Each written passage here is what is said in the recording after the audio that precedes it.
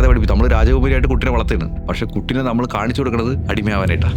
ഒരു ലോട്ടറി വളർന്നുകൊണ്ടിരിക്കുന്നത്, ആ lottery family സ്വത്താണ്. അടുത്ത ജനറേഷൻ കൊടുക്കുന്ന സമയത്ത് it should be very careful. കൃത്യമായിട്ട് they should have a financial education. Financial education എന്ന് വെച്ചാൽ കുട്ടികൾ അറിഞ്ഞിരിക്കണം പൈസ ഉണ്ടാക്കണതിൻ്റെ പെയിൻ ആൻഡ് പ്ലഷർ. പിള്ളേരുടെ മുന്നിൽ പൈസ ഉപയോഗിക്കുന്നത് വളരെ റെസ്പെക്ട്ഫുള്ളി ആയിരിക്കണം. നമ്മൾ ഉപയോഗിക്കുന്ന ഡയലോഗുകളടക്കം സൂക്ഷിച്ചായിരിക്കണം. Especially husband and wife should have alignment, money എങ്ങനെ സ്പെൻഡ് ചെയ്യണം എന്നുള്ളത്. And they should have a disagreement, especially in front of children. ഒരാൾ മാത്രം പൈസ മാനേജ് ചെയ്യരുത്. It should be a shared responsibility. ഒരാളുടെ ആബ്സെൻസിൽ മറ്റാൾ ഡബിൾ സ്ട്രോങ് ആയിരിക്കണം മാനേജ് ചെയ്യാനായിട്ട്. ഇത് കുട്ടികളും കണ്ട് കാണണം, പഠിക്കണം. വീട്ടിൽ കുട്ടികളുടെ അടുത്ത് ജെൻഡർ ഡിഫറൻസ് പാടില്ല.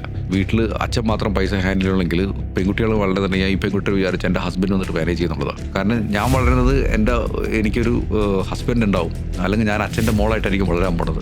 ഇത് പിള്ളേർ പഠിക്കുന്നേ നമ്മൾ പറഞ്ഞില്ലെങ്കിലും. ഭാര്യമാർ ഇസ് അവർ ഈക്വൽ പാർട്ട്ണർ. ആ റെസ്പെക്ട് കൊടുക്കേണ്ടത്, എസ്പെഷ്യലി പെൺമക്കളുണ്ടെങ്കിൽ ഭയങ്കര സൂക്ഷിച്ച് ചെയ്യണം. നമ്മളെങ്ങനെ നമ്മുടെ വൈഫിനെ ട്രീറ്റ് ചെയ്യുന്നു, that will be our daughter.